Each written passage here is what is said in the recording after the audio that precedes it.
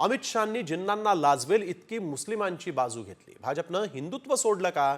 आमचा विधेयकाला नव्हे तर भ्रष्टाचाराला विरोध असल्याचा घणाघात शिवसेना ठाकरे गटाचे प्रमुख उद्धव ठाकरे यांनी केलाय। भाजपच्या ढोंगीपणाला विरोध असल्याची टीकाही त्यांनी यावेळी केली।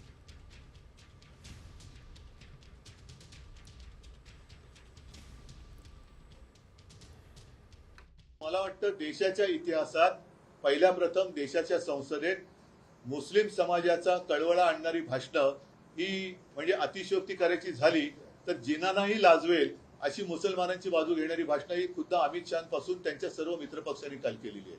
मग हे बिल नेमकं मुस्लिमांच्या विरोधात आहे का मुस्लिमांच्या बाजूने आहे? जर मुस्लिमांच्या बाजूने असेल तर त्याला विरोध करणारे आम्ही हे हिंदुत्व सोडणारे कसे? कारण मुसलमानांची ज्या पद्धतीने तुम्ही काल बाजू मांडले की गरीब मुसलमान को ये होगा, मुस्लिम महिलाओं को ये करेंगे, अमुक करेंगे, तमुक करेंगे, मग हिंदुत्व आम्ही सोडलं का तुम्ही सोडलं? की आज सुद्धा मी भारतीय जनता पक्षाला पहिलं आवाहन करतो, नाही तर आव्हान देतो की तुम्ही जर का खरोखर एवढे हिंदुत्व करत असाल आणि तुम्हाला मुसलमानांचा जर का तिटकारा असेल तर परत एकदा सांगतो की तुम्ही तुमच्या झेंड्यावरचा हिरवा रंग काढा आणि न पेक्षा ही जुमलेबाजी बंद करा। आम्ही बिलाला विरोध करण्यापेक्षा यांच्या ढोंगाला आणि त्याच्यानंतर या जमिनी बळकावून यांच्या व्यापारी मित्रांना ते जे काही देणार आहेत त्या भ्रष्टाचाराला विरोध केलेला आहे। वळूया पुढील बातमीकडे। ऑपरेशन टायगरची पुन्हा एकदा चर्चा सुरू झाली आहे। वक्फ विधेयकाविरोधात मतदान करावं लागल्यानं ठाकरे गटाच्या अनेक खासदारांना धक्का बसला असा दावा खासदार श्रीकांत शिंदेंनी केलाय। तर यामुळे ठाकरे गटाला खिंडार पडणार असल्यानं काही जण उद्या पक्षांतर करणार असल्याचा दावा भाजपचे प्रदेशाध्यक्ष चंद्रशेखर बावनकुळे यांनी केला आहे। खासदारांमध्ये आम्हाला ते बोलत होते की आम्हाला तर फॉरमध्ये मतदान करायचं आहे। आमची इच्छा तर खूप आहे की या बिलाला सपोर्ट केलं पाहिजे। हा बिल जो आहे हा बिल कुठल्याही धर्माच्या विरोधामध्ये नाही आहे। 100% त्यांचं मन होतं की मतदान केलं पाहिजे करून आपण एकतर मतदान केलं पाहिजे वक्फच्या बिलच्या समर्थनामध्ये किंवा वॉकआउट जास्तीत जास्त करायला पाहिजे। पण त्यांच्या मनाच्या विरोधामध्ये जाऊन जे आहे हे काही लोकांचं लागून चाललं आणि त्याचबरोबर काँग्रेसवाले काय बोलतील। आज तर इकडचे ना इधर के ना उधर के अशी परिस्थिती जी आहे ही उबाटाची झाली। हिंदुत्ववादी जे कार्यकर्ते आहे महाराष्ट्रातले जे उद्धव ठाकरेच्या शिवसेनेत आहे ते शिवसेना सोडण्याच्या मानसिकतेत आले आहे। मला सकाळपासून कालही आताही एक मेसेज आला आहे की उद्या मला पक्षप्रवेश करायचे आहे तर मी मंगळवारी पक्षप्रवेश घेणार आहे। पण उद्धव ठाकरेंच्या शिवसेनेतले लोक आता या भूमिकेमुळे अस्वस्थ आहे। दुसरीकडे वक्फ विधेयकासंदर्भात घेतलेली भूमिका पक्षाच्या सर्व नेत्यांना मान्य आहे असा दावा उद्धव ठाकरेंनी केला। एनडीए सोबत असतो तरीही हीच भूमिका असती असंही त्यांनी पुढे म्हटलंय। पटलं नसतं ते त्याही वेळेला आम्ही मांडलेलं होतं। नोटबंदीच्या वेळेला सुद्धा मी बोललो होतो। त्याही वेळेला आपल्याला लक्षात असेल की मोदीजींचं सरकार आल्या पहिल्यांदा मुंबईतल्या लोकल ट्रेनची दरवाढ झाली होती, मी त्याला विरोध केला होता। आता नोटबंदीमध्ये सुद्धा हे असंच सगळं गाडून टाकलं गेलं होतं की आणि असं होईल त्यांनी तसं होईल। लोकांना वाटलं होतं अरे वा खूप चांगलं होणार, कुठे काय झाले? जर तुम्ही एनडीए मध्ये असता तरी आम्ही हीच भूमिका घेतली असती। पुढील बातमीकडे। लोकसभेत वक्फ विधेयकावर मतदानाच्या वेळेस ठाकरे गटाचा एक खासदार गैरहजर राहिला। नागेश पाटील आष्टीकर हे गैरहजर असल्यामुळे ते नाराज आहेत का अशा चर्चा रंगल्या। मात्र आष्टीकर आजारी होते म्हणून मतदानाला गैरहजर होते असा दावा संजय राऊत यांनी केला। काही लोक आमचे गैरहजर होते तर आमचे शिवसेनेचे आष्टीकर आजारी आहेत, ते हॉस्पिटलला आहेत, ते गैरहजर आहे। हां, त्याच्यामुळे फार मोठी त्यांनी ताकद दाखवली काल असं नाही। अमित शहांनी जे भाषण केलं त्या भाषणामध्ये बीड आणि कोल्हापूरमधील मंदिरांचा उल्लेख आला आणि त्यांनी इथल्या मंदिरावर वक्फ बोर्डानं दावा केल्याचं म्हटलेलं आहे।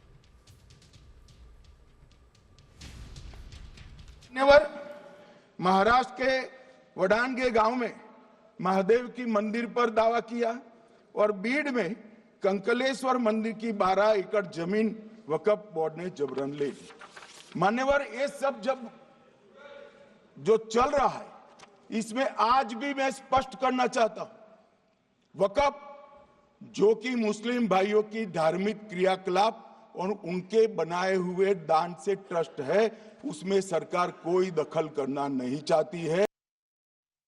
वक्फ दुरुस्ती विधेयकादरम्यान लोकसभेमध्ये केंद्रीय गृहमंत्री अमित शहा यांनी कोल्हापुरातल्या वडणगे या गावाचाही उल्लेख केला आणि या गावात महादेव मंदिराच्या जागेवरच वक्फ बोर्डानं दावा सांगितल्याचं शहांनी म्हटलंय. सध्या या जागेबाबतचा विषय न्यायप्रविष्ट आहे. गावातील हिंदू आणि मुस्लिम या दोन्ही समाजाकडून मंदिराच्या जागेवर दावा सांगितला गेला आहे.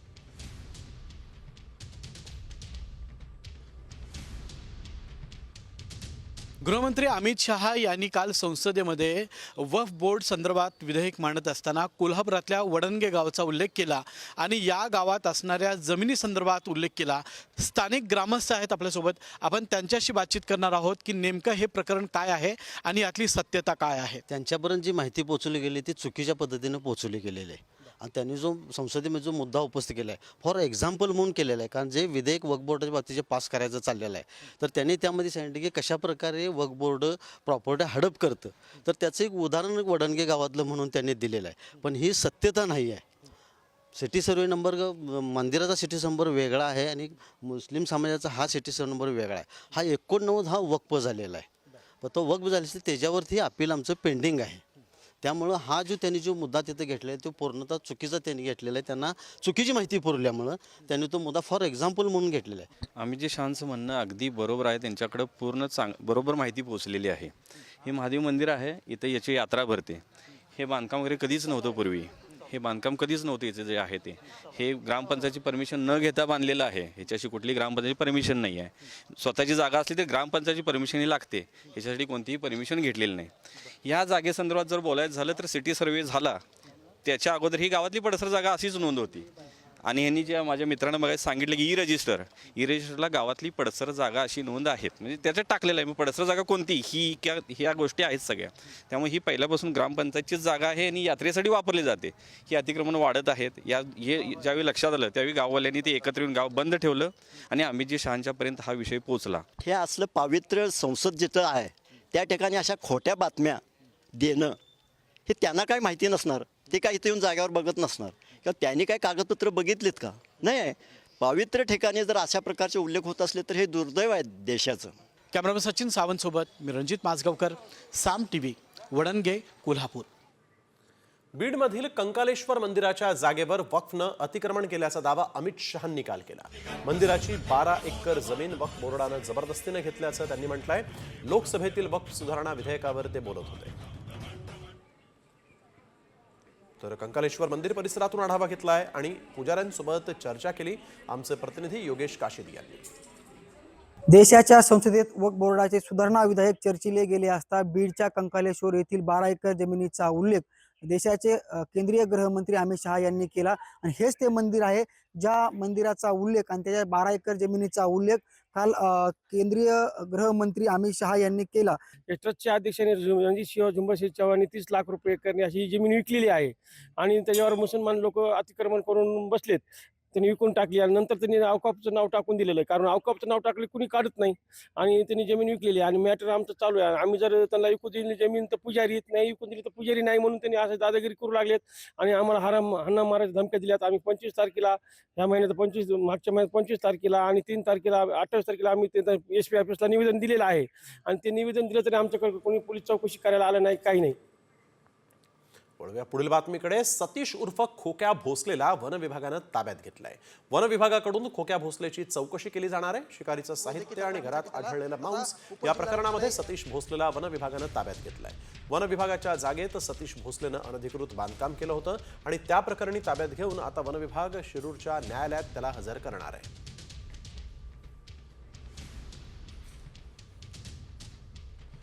वक्फ सुधारणा विधेयकावरून संजय राऊत यांनी सरकारवर गंभीर आरोप केले आहेत. वक्फच्या जमिनींवर सरकारचा डोळा आहे आणि मुंबईतील जमिनींचा आधीच सौदा झालाय. त्याला कायदेशीर मान्यता देण्यासाठीच घाईघाईत विधेयक पास करण्यात आलं असा घणाघात संजय राऊत यांनी केला आहे.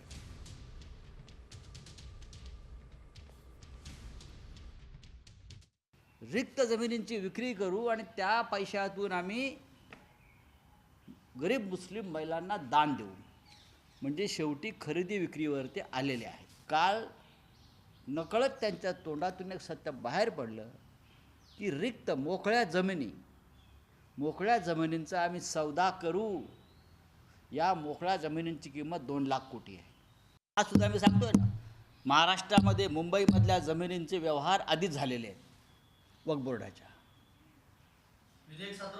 आधीच, आणि त्यासाठी त्या विधेयकाला त्या जमिनींच्या खरेदी विक्रीला कायदेशीर स्वरूप आणण्यासाठी हे विधेयक आणण्यात आलं. हे स्पष्ट आहे. त्याच्यामुळे देवेंद्र फडणवीस यांची भीती मी समजू शकतो. आम्ही त्यांना एक्सपोज करणार आहोत आणि करत आहोत. त्यांची भीती जी आहे हे आम्ही समजू शकतो. तर वक्फ दुरुस्ती विधेयकावरील चर्चेदरम्यान लोकसभेत खासदार असदुद्दीन ओवेसी चांगलेच आक्रमक झाले होते. मुस्लिमांचा अपमान करण्याचा विधेयकाचा उद्देश असल्याचंही त्यांनी आरोप करताना म्हटलेलं आहे. लोकसभेत चर्चेदरम्यान वक्फ दुरुस्ती विधेयकाची त्यांनी प्रत फाडली आहे. तो महात्मा गांधी ने क्या किया, उन्होंने उस कानून को फाड़ दिया. तो मैं गांधी की तरह इस कानून को फाड़ता हूं.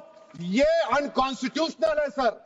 इस देश में झगड़े पैदा करने का काम बीजेपी करना चाहती है मस्जिद और मंदिर के नाम पर. इसीलिए मैं इसका कंडेम करता हूं और मैं आपसे गुजारिश करता हूं कि मैंने अपने 10 अमेंडमेंट दी है, आप इसको कबूल करिए सर. मुझे बोलने का मौका दीजिए और उस पर डिविजन का मैं डिमांड भी करूंगा.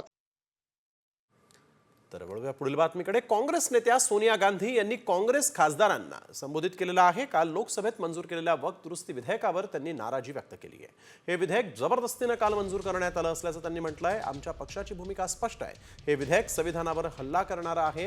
हा आपल्या समाजाचं कायमचं ध्रुवीकरण करण्याच्या भाजपच्या सुनियोजित रणनीतीचा एक भाग असल्याचाही त्यांनी आरोप केला आहे. सोनिया गांधी यांनी भाजपवर देखील जोरदार टीका केली आहे.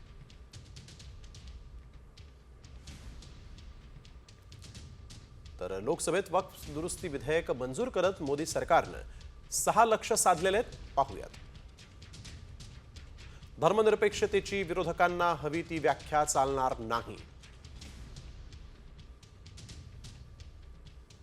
मुस्लिमांशी संबंधित प्रत्येक निर्णयाला मुस्लिम विरोधी ठरवण्याचं राजकारण आता चालणार नाही. प्रत्येक वेळी मुस्लिमांना भीती दाखवून मताचं राजकारण करता येणार नाही. मुस्लिमांशी संबंधित मुद्द्यांवर आंदोलनं करून निर्णय बदलता येणार नाही. नितीश कुमार आणि चंद्राबाबू नायडू यांच्या पाठिंब्यावर चालणार सरकार कमकुवत नाही. विरोधकांच्या जागा वाढल्या असल्या तरी निर्णय घेण्याची शक्ती पंतप्रधान मोदींच्या हातातून गेलेली नाही.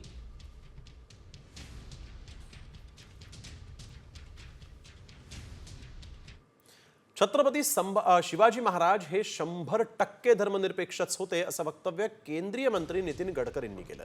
शिवाजी महाराजांनी अनेक लढाया जिंकल्या पण कधीही मशिदीवर हल्ला केलेला नाही असंही त्यांनी पुढे म्हटलं आहे. छत्रपति शिवाजी महाराज हमारे देश के इतिहास के ऐसे लोक कल्याणकारी राजा थे कि वो 100% सेक्युलर थे. उनके पूरे इतिहास में अनेक लड़ाइयां उन्होंने जीती पर कभी कोई मस्जिद पर उन्होंने अटैक नहीं किया. पक्षात मतभेद झाल्यानंतर उद्धव ठाकरेंनी एकनाथ शिंदेंना मुख्यमंत्री पदाची ऑफर दिली असा दावा माजी मंत्री दीपक केसरकर यांनी केलाय. मात्र शिंदेंनी ती ऑफर स्वीकारली नसल्याचं केसरकर यांनी म्हटलंय. ज्यावेळेला पक्षामध्ये मतभेद निर्माण झाले त्यावेळेला शिंदे साहेबांना मुख्यमंत्री पदाची ऑफर ही पक्षप्रमुखांनी दिलेली होती. त्यांनी ती स्वीकारली नाही. त्यांनी सुद्धा म्हटलेलं की त्यांच्या डोळ्यामध्ये पाणी आलं कारण ते भावनाप्रधान आहे. कोणी असं म्हणण्याचं कारण नाही की एखाद्या पदासाठी म्हणून एवढा मोठा मनुष्य काही निर्णय घेऊ शकतो. नंदुरबार जिल्ह्यातल्या ठाणेपाडा आणि गंगापूर परिसरात गारपिटीसह तुफान पाऊस झालाय. अचानक आलेल्या या पावसानं शेत पिकांचं प्रचंड नुकसान झालंय. शेतकऱ्यांनी लागवड केलेला कांदा पीक जो आहे ते भुईसपाट झालंय. मका पिकाचंही मोठ्या प्रमाणात नुकसान झालंय. वादळी वाऱ्यामुळे अनेक घरांची पडझड झाली आहे. काही घरांचे पत्रेही यावेळेस उडाले आहेत. मक्याचं पीक आडवं पडलंय. नंदुरबारमध्ये गारपीट झाली आणि त्यामुळे त्याचा त्रास आपण बघतोय की जनावरांना देखील सहन करावा लागला.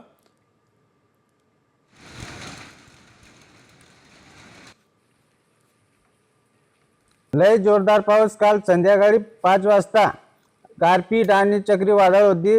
त्याच्यामुळे आमचा मक्का सगळा नुकसान झाला आणि आता काही दिवसानंतर निघत होता.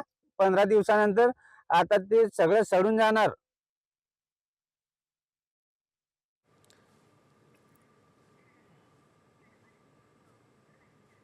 तर आपण बघतोय गारपिटीचा तडाखा बसलेला आहे आणि यामुळे पिकांचं प्रचंड नुकसान झालेलं आहे.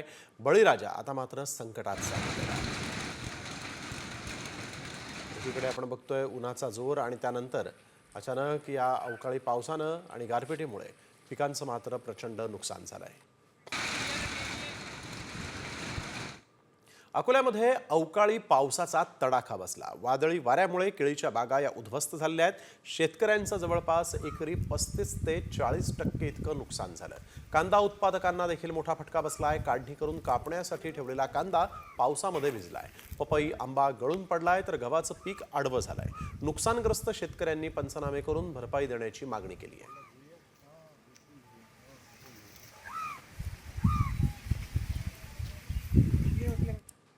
अकोला जिल्ह्यातील तेल्हारा आणि अकोट तालुक्यातल्या अवकाळी पावसानं चांगलं झोडपून काढलेलं आहे. अकोट तालुक्यातल्या एदलापूर शेत शिवारात सफरचंद शेतीला मोठा फटका बसला. नवनीत चांडक यांच्या सफरचंद शेतीला अवकाळी पावसाचा तडाखा बसलाय. अक्षरशः झाडाला लागलेले सफरचंद वाऱ्यामुळे गळून पडले. दरम्यान सफरचंदासह पपई, आंबा, गहू, ज्वारी, मका, कांदा आणि केळीच्या बागा उद्ध्वस्त झालेल्या आहेत आणि त्यामुळे शेतकऱ्याचं अतोनात नुकसान झालंय.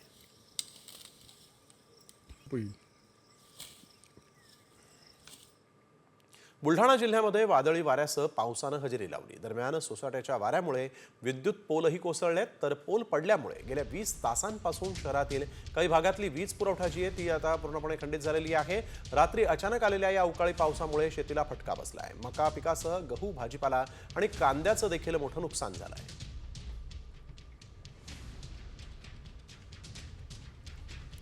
नाशिक जिल्ह्यातही गारपीट आणि अवकाळी पावसामुळे द्राक्ष बागांचं मोठं नुकसान झालं. मांडसांगवी या गावामध्ये बागांमध्ये द्राक्षांचे घड जे ते गळून पडले आणि त्यामुळे व्यापाऱ्यांनी आता खरेदीच थांबवलेली आहे. कवडीमोल भावात द्राक्ष विकण्याची वेळ शेतकऱ्यांवर आली आहे. बाजारामध्ये सध्या द्राक्षाला 65 ते 70 रुपयांचा भाव मिळत होता. मात्र अवकाळी आणि गारपिटीमुळे द्राक्षाची गुणवत्ता ढासळलेली आहे. परिणामी दरावर मोठा परिणाम होणार आहे.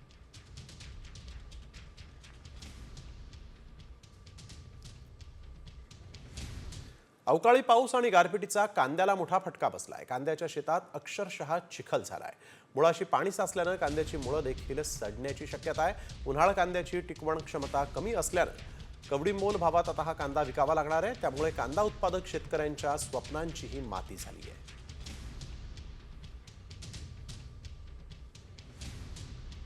तर थेट जाऊयात माडसांगवी गावामध्ये. या ठिकाणी आमचे प्रतिनिधी अभिजित सोनावणे हे उपस्थित आहेत. त्यांच्याकडून जाणून घेऊयात कांदा उत्पादकांच्या व्यथा.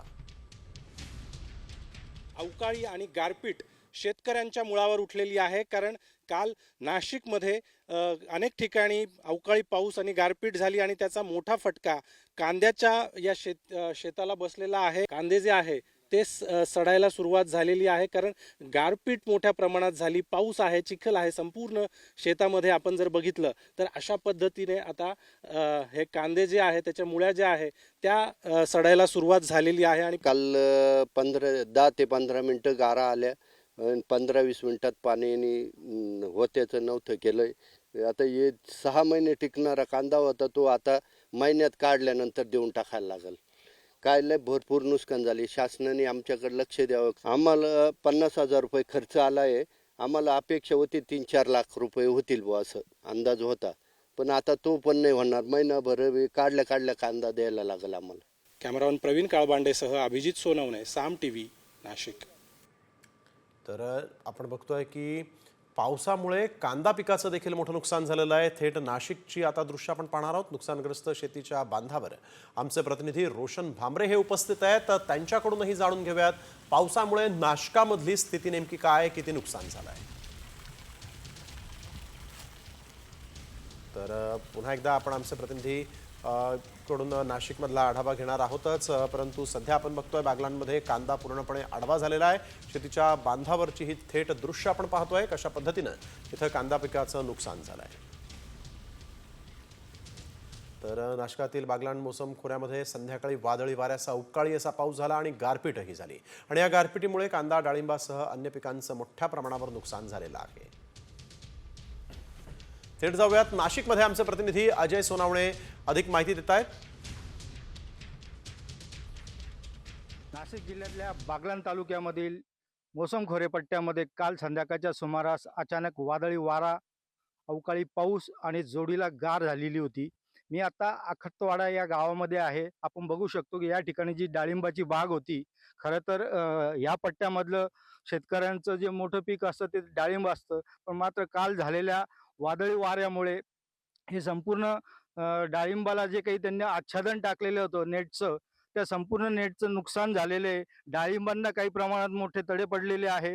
आणि पावसानं गार आली, वावदन खूप जास्त होतं, हवा खूप जास्त होती की कोणाला आवरत नव्हतं ते. इतकं वावदन बाहेर सुद्धा निघता येत नव्हतं. पूर्ण नुकसान झाली डाळिंबाची.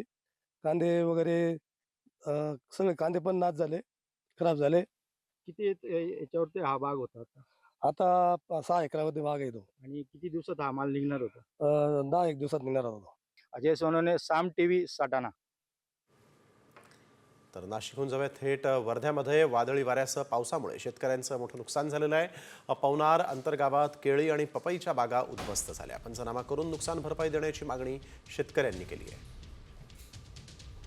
मी याच्यात 1.5 एकरात लावण केली होती या गावरानी पपईची.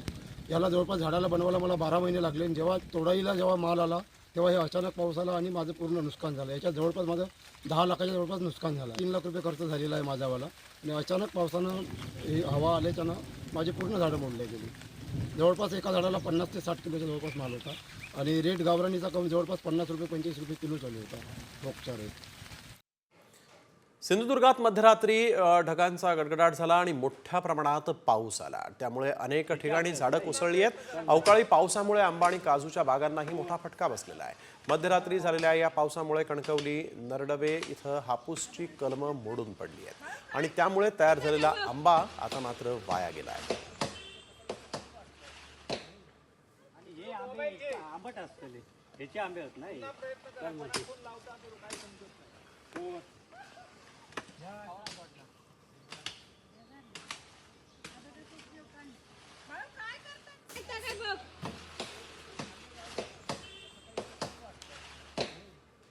हे आंबे आंबट असतले ह्याचे आंबे होत नाही.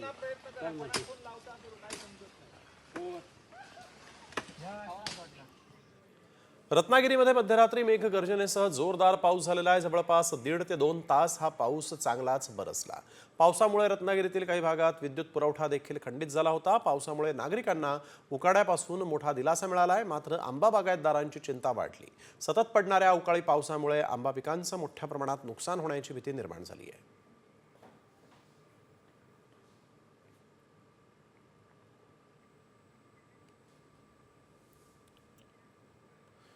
तर पुढील बातमी राज्याची चिंता वाढवणारी आहे. कारण राज्यात पुढील 5 दिवस अवकाळीसह गारपिटीचा इशारा देण्यात आलेला आहे.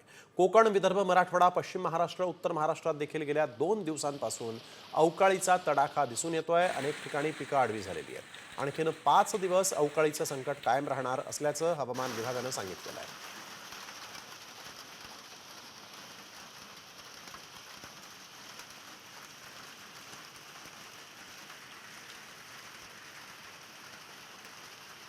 तर पावसाचा ऑरेंज आणि येलो अलर्ट कुठं देण्यात आलेला आहे पाहूयात. अकोला, अमरावती, चंद्रपूरला ऑरेंज अलर्ट आहे.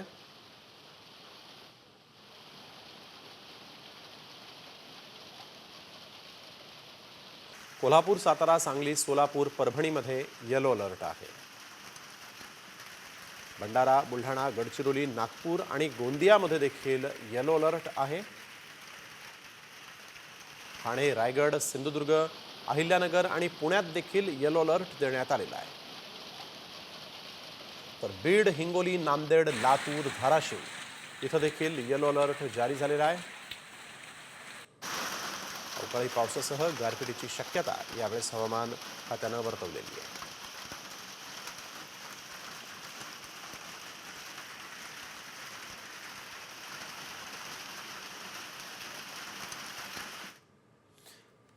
वळूया पुढील बातमीकडे. तुम्ही घिबली स्टाईल फोटो तयार केलाय का? मग ही बातमी तुमच्यासाठी महत्त्वाची आहे. कारण या घिबलीमुळे तुमचं बँक खातं आता रिकामं होऊ शकतं असा दावा करण्यात आला. खरंच असं होऊ शकतं का? याची आम्ही पडताळणी केली आणि काय सत्य समोर आलं पाहूयात. घिबली करेल बँक खातं रिकामं.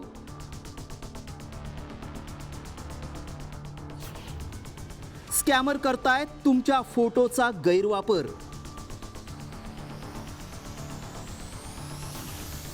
व्हायरल मेसेज मागचं सत्य काय? घिबली काय आहे हे सांगायला नको. प्रत्येकाच्या मोबाईलमध्ये घिबली स्टाईल फोटो नक्कीच असणार, कारण सध्या देशभरात घिबली ट्रेंडिंग आहे. तुमचा फोटो ग्रोक ॲप ChatGPT वरून कन्व्हर्ट केल्यानंतर घिबली स्टाईल फोटो तयार होतो. थोडक्यात काय तर आपला चांगला फोटो हा कार्टूनसारखा दिसतो आणि याच फोटोचं आपल्याला अप्रूप वाटतं. सगळ्यांनाच हे आवडू लागल्यानं आपला घिबली स्टाईल फोटो कसा दिसतो हे पाहिलं जातंय. मात्र तुम्हाला माहिती आहे का, याच फोटोचा गैरवापर करून बँक खातं खाली होऊ शकतं असा दावा करण्यात आलाय. या मेसेजमध्ये नेमका काय दावा केलाय पाहूया. बनावट ॲप्स आणि स्कॅमरपासून सावध रहा. घिबली स्टाईल फोटो तुम्ही बनवत असाल तर स्कॅमर तुमच्या फोटोचा गैरवापर करू शकतात. तुमचं बँक खातं खाली होऊ शकतं. हा दावा गंभीर आहे, त्यामुळे आमच्या टीमनं याची पडताळणी सुरू केली. खरंच फोटोचा गैरवापर होऊ शकतो का? याचा बँक खात्याशी काय संबंध? याची माहिती मिळवण्यासाठी एक्सपर्टशी संपर्क साधला आणि त्यांच्याकडून याबद्दल अधिक माहिती जाणून घेतली. तुमचे फेशियल रिकग्नेशनचे जे फोटो आहेत, फोटो घेऊन फेशियल रिकग्नेशन जे काही सॉफ्टवेअर लागतात, जिकडे तुमचं UPI ॲप वगैरे असेल ते ओपन करू शकतात. फेशियल रिकग्नेशन ज्याच्यामध्ये ऑथेंटिकेशन मेकॅनिझम लागतं ते. तुमच्या फोटोचा गैरवापर होऊ शकतो. तुमची फोटो जो आहे, तुमचा फोटो त्याला जर जिओ टॅगिंग असेल की तुम्ही कुठे आहात, किती वाजता फोटो काढलात, त्याचा वापर केला जाऊ शकतो. हे झालं सायबर एक्सपर्ट्स यांचं मत. आता AI एक्सपर्ट काय म्हणतायत ते देखील पाहूया. त्या ॲपचे जे वापरकर्ते किंवा ते ॲपचे निर्माते आहेत त्यांच्याकडे या छायाचित्रांची मालकी होते. लोकांच्या मनात एक भीती आहे की हे याचा गैरवापर होऊ शकतो का? तर ह्याचं उत्तर हो आहे. पण मी हे इथं सांगू इच्छितो की आपल्या छायाचित्राचा गैरवापर हा एनिवे होऊ शकतो. त्यामुळं आमच्या पडताळणीत काय सत्य समोर आलं पाहूया. घिबली इमेजमुळे आपण कसे दिसतो याची माहिती जाते. सायबर क्राईम पासून धोका आहे. फोटोचा गैरवापर होऊ शकतो. फेसचा वापर करून UPI ॲप उघडू शकतात. बँक अकाउंट रिकामं होऊ शकतं. घिबलीचा वापर अतिप्रमाणात करणं टाळायला हवं. त्यामुळं आमच्या पडताळणीत घिबलीमुळे बँक खातं खाली होऊ शकतं हा दावा सत्य ठरलाय. तुम्ही जर या ट्रेंडचा अतिप्रमाणात वापर करत असाल तर सावधगिरी बाळगा. ब्युरो रिपोर्ट, साम TV न्यूज. यानंतर बातमी आहे शिर्डीमधून. साई मंदिरासंदर्भातली. लवकरच रामनवमी येते आणि त्यामुळे आता साईंचं शिर्डी मंदिर 24 तास खुलं राहणार आहे. रामनवमीला साईबाबांचं मंदिर 24 तास खुलं राहील आणि त्यांचं दर्शन घेता येणार आहे. रामनवमीच्या 3 दिवसांच्या उत्सवाची जय्यत तयारी करण्यात आली असून 3 लाखांपेक्षाही जास्त भाविक साईंच्या समाधीचं दर्शन घेतील. रामनवमी उत्सव काळामध्ये साई मंदिराला फुलांची आकर्षक सजावट तसंच रोषणाई करण्यात येणार असून मुंबई आणि परिसरामधून पालखीसोबत येणाऱ्या पदयात्रींच्या निवाऱ्याची सोयही शिर्डीमध्ये करण्यात आलेली आहे.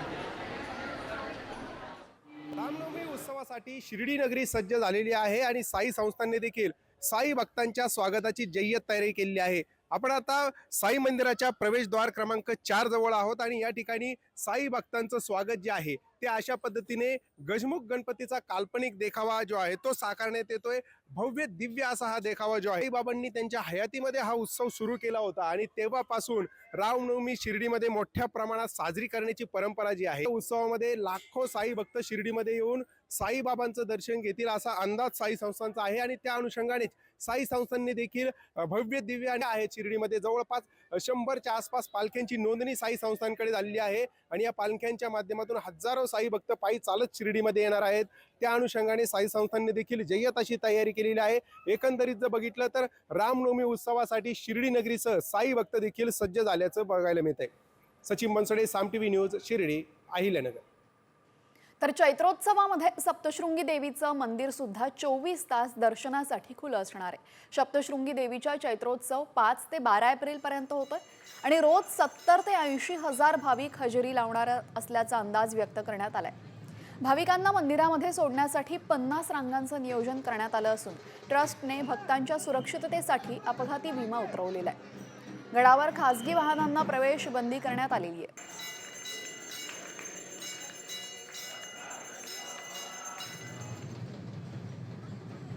आणि आता बातमी आहे विठुरायाच्या पंढरपुरातून. पंढरपुरामध्ये 7 ते 9 एप्रिल दरम्यान मांस मटण विक्रीवर आता बंदी घालण्यात आलेली आहे.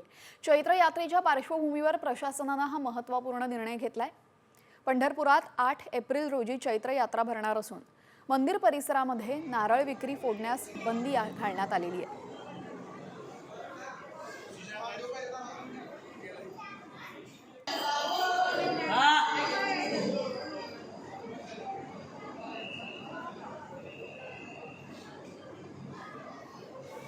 आणि आता एक महत्त्वाची बातमी आपण पाहूयात. सामाजिक कार्यकर्ता अंजली दमानिया मनोज जरांगेंच्या भेटीला पोहोचल्या आहेत. अंतरवाली सराटीमध्ये दमानिया जरांगेंच्या भेटीला आल्या असून धनंजय देशमुख सुद्धा अंतरवाली सराटीत पोहोचलेत. त्यामुळे ही भेट नेमकी कशासाठी आहे हे अजून स्पष्ट झालेलं नाही. मात्र अर्थातच सरपंच संतोष देशमुख हत्या प्रकरणासंदर्भात ही भेट असावी. सामाजिक कार्यकर्त्या अंजली दमानिया यांनी पूर्वीपासूनच सरपंच संतोष देशमुख प्रकरण लावून धरलेलं आहे. त्यांना न्याय मिळावा यासाठी त्या वारंवार मागणी करतायत. आता त्या जरांगेंच्या भेटीसाठी पोहोचलेल्या आहेत. या सर्व ब्रेकिंग न्यूज नंतर आपण पाहूया देशासह राज्यातल्या महत्त्वाच्या घडामोडी वेगवान स्वरूपात टॉप 50च्या माध्यमातून. दिशाच्या मृत्यू नंतरचा सतीश सालियन यांचा जबाब सॅमच्या हाती लागलेला आहे. यामध्ये सतीश सालियन मित्राच्या निधनानंतर पत्नीला पैसे द्यायचे यावरनं दिशा आणि सतीश सालियन यांच्यामध्ये वाद व्हायचा असं जबाबात म्हटलेलं आहे. वडिलांच्या संपर्कात असलेल्या महिलेबद्दल दिशाला गैरसमज होते असंही या जबाबात समोर आलेलं आहे.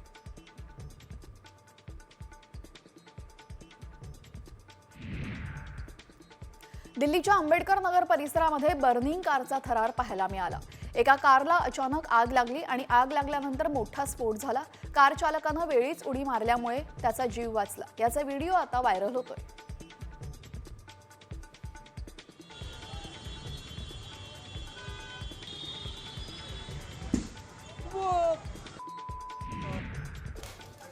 उल्हासनगरच्या SBI बँकेमध्ये मनसैनिकांनी राडा केला. बँकेमध्ये लावलेले बॅनर मनसैनिकांनी फाडलेत. दरम्यान मनसे जिल्हाध्यक्ष बंडू देशमुखांनी बँक मॅनेजर मराठीच्या मुद्द्यावर निवेदन दिलेलं आहे. यावेळेस गुढीपाडव्याच्या सभेमध्ये राज ठाकरेंनी दिलेल्या आदेशानुसार हे निवेदन देण्यात आलं.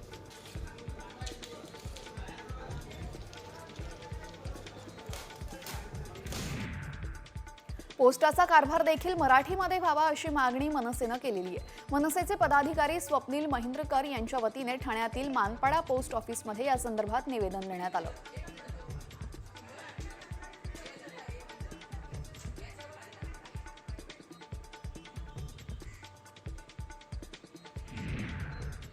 प्लास्टिक फुलांवर बंदी नसल्याची भूमिका केंद्र सरकारनं उच्च न्यायालयामध्ये मांडलेली आहे. प्लास्टिक फुलांवर बंदी घालणं आणि एकेरी वापराच्या वस्तूंच्या यादीमध्ये सजावटीच्या प्लास्टिक फुलांचा समावेश करण्याची शिफारस केंद्रीय प्रदूषण नियंत्रण मंडळानं केली होती. त्यावर मंत्रालयाच्या तज्ज्ञ समितीनं नकार दिलेला आहे.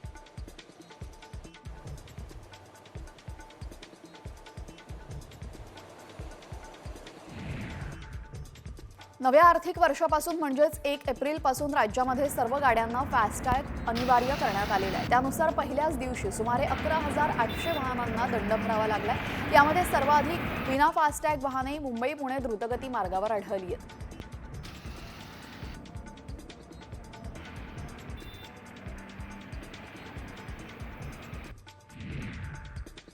आता पुढच्या महिन्यापासून तुम्हाला जास्त बिल येणार आहे. राज्यातील सर्वच कंपन्यांच्या वीज दरामध्ये 1 एप्रिलपासून कपात करण्याच्या निर्णयाला महावितरणानं आव्हान दिलं. त्यानंतर राज्य वीज नियामक आयोगानं त्याला स्थगिती दिलेली आहे.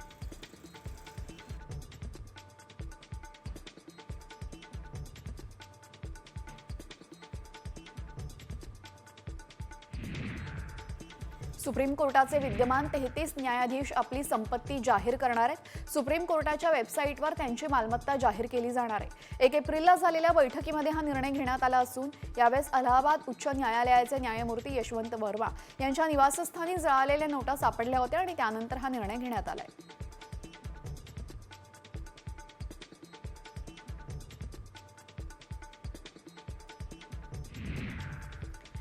पुणे मेट्रोची प्रवासी संख्या गेल्या 3 महिन्यांमध्ये घटली असून पुणे मेट्रोचा पहिला टप्पा पूर्ण होऊन संपूर्ण 33 किलोमीटर मार्गावर मेट्रो सेवा सुरू झाली असली तरीही अपेक्षित वेगाने प्रवासी संख्या वाढताना दिसत नाहीये.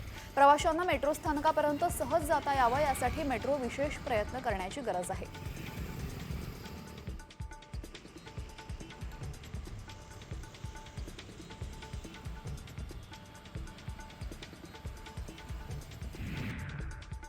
मिठी नदी कंत्राट घोटाळ्यामध्ये आतापर्यंत 10 कंत्राटदारांची चौकशी करण्यात आली आहे. आर्थिक गुन्हे शाखेच्या विशेष पथकानं यावेळेस चौकशीला सुरुवात केली. मिठी नदीच्या गाळ काढण्याच्या प्रकल्पातील कथित अनियमितता आणि निधीच्या कथित गैरवापराबाबत चौकशी करण्यात येते.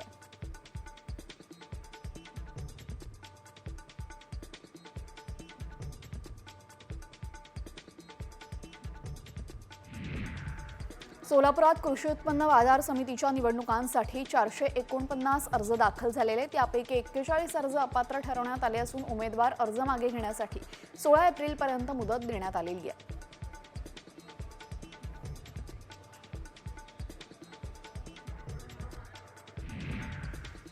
आणि आता कोल्हापूरमधून एक मोठी बातमी. येत्या महिनाभरामध्ये पुन्हा एकदा गाव पातळीवर राजकीय धुरळा उडणार आहे. कारण कोल्हापूर जिल्ह्यातील 1026 ग्रामपंचायत निवडणुकांची रणधुमाळी सुरू होतीये.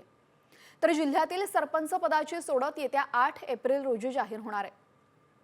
सर्वसाधारण पदासाठी 604 अनुसूचित जाती, 138 ओबीसी, 273 तर 7 अनुसूचित जमातींसाठी सोडत होणार आहे.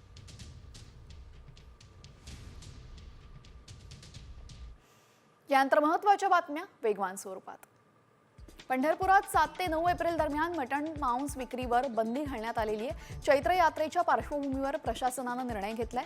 पंढरपुरात 8 एप्रिल रोजी चैत्र यात्रा भरणार आहे. दरम्यान मंदिर परिसरामध्ये नारळ विक्री यासोबतच नारळ फोडण्यासही बंदी घालण्यात आलेली आहे.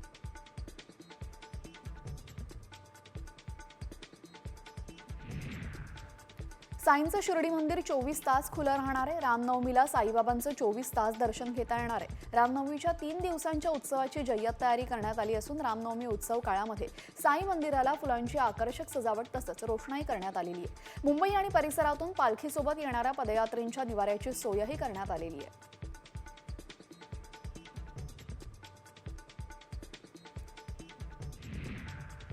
चैत्रोत्सवामध्ये सप्तशृंगी देवीचे 24 तास दर्शन मिळणार आहे. सप्तशृंगी देवीचा चैत्रोत्सव 5 ते 12 एप्रिल पर्यंत होणार आहे. तसेच ट्रस्टने भक्तांच्या सुरक्षिततेसाठी अपघाती विमा उतरवलेला आहे.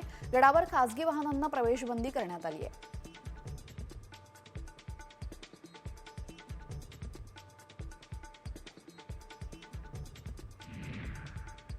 अमेरिकेने भारतावर टॅरिफ बॉम्ब टाकलेला आहे. भारतावर आता 26% आयात शुल्क लादण्यात आलेले आहे. अमेरिकेच्या या दणक्याचा भारतावर मोठा परिणाम होऊ शकतो. भारतामध्ये महागाई वाढण्याची शक्यता असून कृषी, औषध निर्माण, उत्पादन क्षेत्रावर तसेच कापड उद्योग, ज्वेलरी सेक्टरवर सुद्धा मोठा परिणाम होण्याची भीती आहे.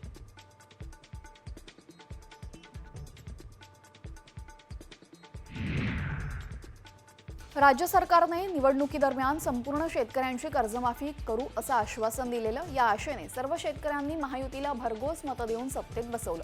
मात्र कर्जमाफी करता येणार नाही असं स्पष्ट म्हटल्यानंतर शेतकऱ्यांनी आता सरकारविरोधात पोलिसात तक्रार केलेली आहे.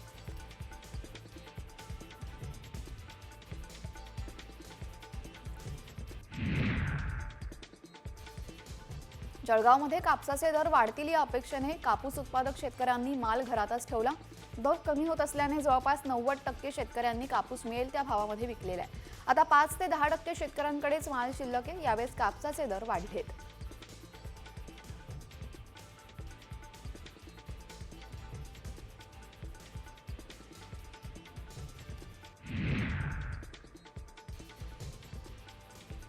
ठाण्यामध्ये वाहतूक पोलिसाला बेदम मारहाण करण्याचा धक्कादायक प्रकार समोर आलेला आहे. विना हेल्मेट दुचाकीवर कारवाई केलेल्या पोलिसाला लाथाबुक्क्यांनी मारहाण केलेली आहे. मारहाण करणाऱ्या दुचाकीस्वारावर पोलिसांनी गुन्हा दाखल केलाय.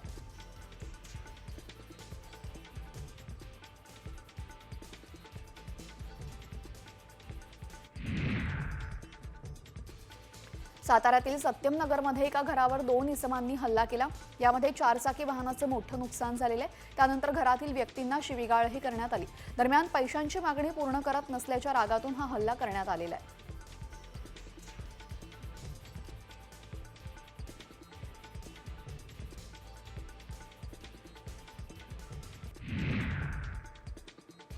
छत्रपती संभाजीनगरामध्ये पादचारी महिलांच्या गळ्यामध्ये गंठण मंगळसूत्र चोरीच्या घटना वाढत असताना गेल्या 2 दिवसांमध्ये अशा 3 घटना समोर आलेल्या आहेत. बुधवारी सकाळीच मॉर्निंग वॉकला गेलेल्या एका वृद्धेला मेडिकल कुठे आहे असं विचारण्याच्या बहाण्याने दोघांनी गळ्यातील गोफ हिसकावून पळ काढलेला आहे.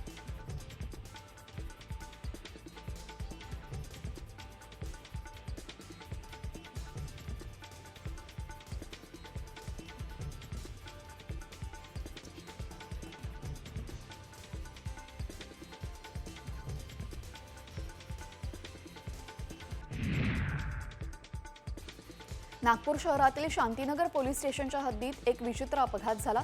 रस्त्यावरनं एका बाजूने ई रिक्षा जात असते, मात्र त्याचवेळी विरुद्ध दिशेने येणाऱ्या दुचाकीस्वाराला ई रिक्षाचा कट लागतो आणि रस्त्याच्या कडेला उभी असलेली 4 चाकीला तो धडकला जातो. अपघात इतका जोरदार होता की दुचाकी चालक अगदी दूर फेकला गेला.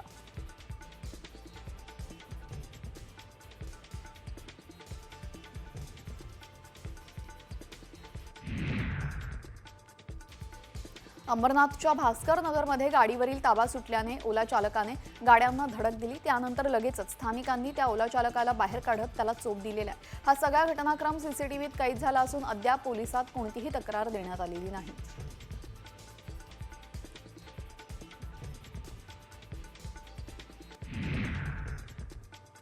बंदुकीचा धाक दाखवून सराफा दुकानावर दरोडा घालण्यात आलेला आहे. नागपूरच्या पिपळा भागामध्ये घटना घडली असून सराफ दुकानावर 1 किलो सोनं 15 किलो चांदी घेऊन दरोडेखोर फरार झाल्याची माहिती मिळते.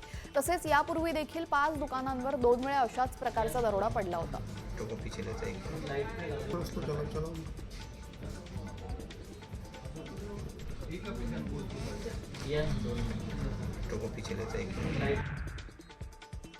सोलापूर जिल्ह्यामध्ये भूकंपाचे सौम्य धक्के बसल्याची माहिती मिळते, तर सांगोला तालुक्यामध्ये भूकंपाचा केंद्रबिंदू असल्याची धक्कादायक माहिती समोर आलेली आहे. राष्ट्रीय भूकंपशास्त्र केंद्रानं याबाबत ट्विट करत माहिती दिली असून पंढरपूर, सांगोला, मंगळवेढ्यामध्ये 2.6 रिक्टर स्केल तीव्रतेचे धक्के जाणवले.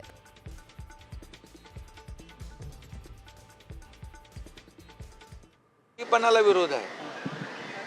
म्हणजे अतिशय गोंधळलेल्या परिस्थितीमध्ये काय बोलायचं, काय निर्णय घ्यायचा, काय करायचं हे सुचत नसलेलं उभाटा नेतृत्व काल दिसलं. धरलं की सोडतंय आणि काय धरलं काही चावतंय, सोडलं की पळतंय, अशी परिस्थिती निर्माण झालेली आहे. आणि बाळासाहेब देखील राष्ट्रवादी आणि देशभक्त मुसलमानांना पाठिंबा बाळासाहेबांचा होता. तीच भूमिका शिवसेनेची आमची तर आहेच, परंतु भारतीय जनता पक्षाची पण आहे, आदरणीय प्रधानमंत्री महोदयांची पण आहे की देशभक्त आणि राष्ट्रभक्त मुसलमान आहे, त्या देशावर प्रेम करतो, त्याला पाठिंबा आहे. देश विरोधी जे कृत्य करतात ते कोणी असू द्या, त्यांना विरोध आहे.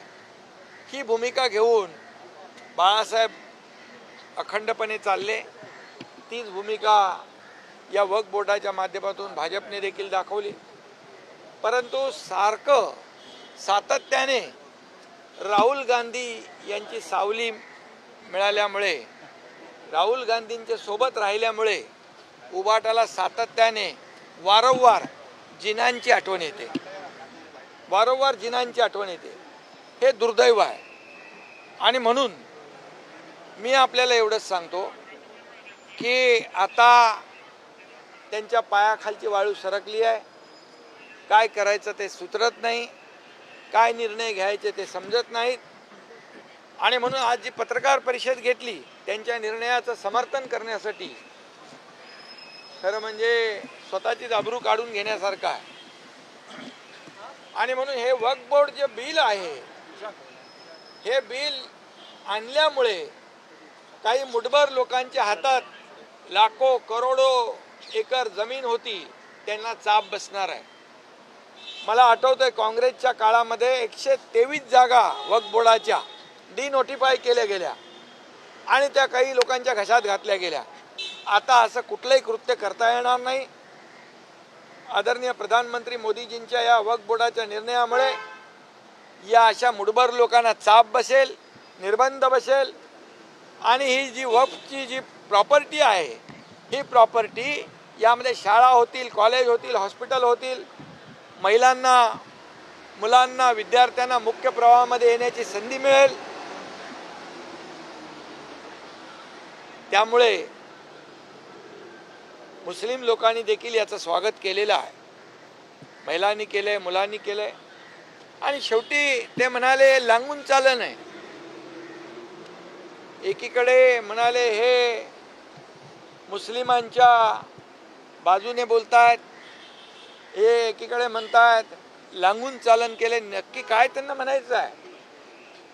आणि म्हणून गोंधळलेल्या अवस्थेमध्ये एखादं नेतृत्व गेलं की त्या पक्षाचा इतिहास जो आहे संपुष्टात येत असतो.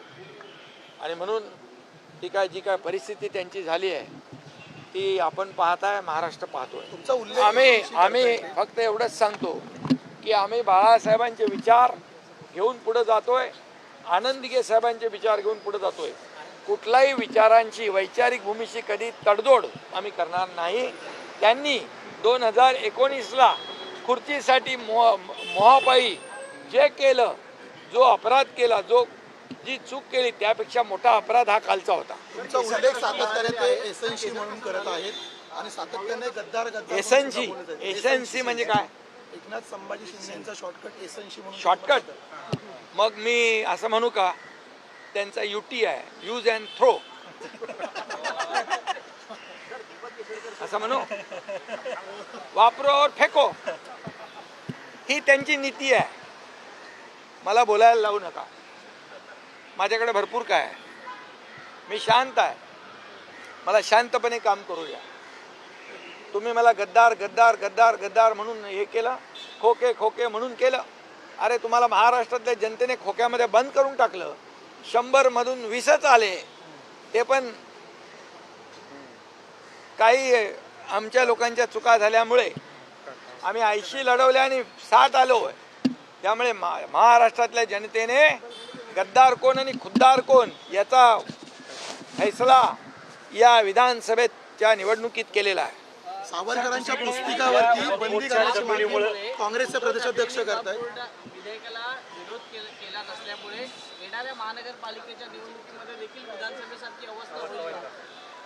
नाही बघा, त्यांची भूमिका जी आहे ही भूमिका दुटप्पी भूमिका आहे. ते एकदा मुस्लिमांचा जेव्हा एकदा पार्लमेंटमध्ये विषय होता तेव्हा वॉकआउट केलं होतं. त्यामुळे मतं घेतल्यानंतर ते हिंदू असू द्या, मुस्लिम असू द्या, त्यांच्या पाठीत खंजीर खुपसण्याचं काम हे उबाटा करते आहे. हे दोन्ही समाजाला कळलेलं आहे आणि त्यामुळे हे घरकाना घाटका अशी परिस्थिती त्यांची झालेली आहे. सावरकरांच्या पुस्तकावर बंदी करण्याची मागणी काँग्रेसचे प्रदेशाध्यक्ष करतायत. उद्धव ठाकरे ने तंज कसा और ये कहा है कि महायुति और बीजेपी की जो चिंता है मुसलमानों के लिए उसको देखकर जो जिन्ना है उनको शर्म आ जाएगी. नहीं, ये तो अभी मैं बताऊंगा कि वक्फ बोर्ड के लिए, वक्फ बोर्ड के विरोध में निर्णय लेकर उबाटा ने असली चेहरा दिखा दिया है. अभी उनकी दुटप्पी भूमिका जाहिर हुई है और उन्होंने हिंदुत्व पूरी तरह छोड़ दिया है. बाला साहब ठाकरे जी के विचार पूरी तरह छोड़ दिया है. इस पर उन्होंने कल शिक्कामोर्तब किया है. ये बहुत ही दुर्भाग्यपूर्ण है. और जब उन्होंने 2019 में खुद के स्वार्थ के लिए बाला साहब ठाकरे जी के विचार और हिंदुत्व को त्याग देकर सरकार बनाया था कांग्रेस के साथ, उससे बड़ा अपराध ये कल उन्होंने किया है, उससे बड़ा गुनाह कल किया है. इसके वजह से उनके साथ जो रहते हैं आज भी उनकी गर्दन शर्मिंदगी से झुक गई है. और अभी मैं इतना ही कहूँगा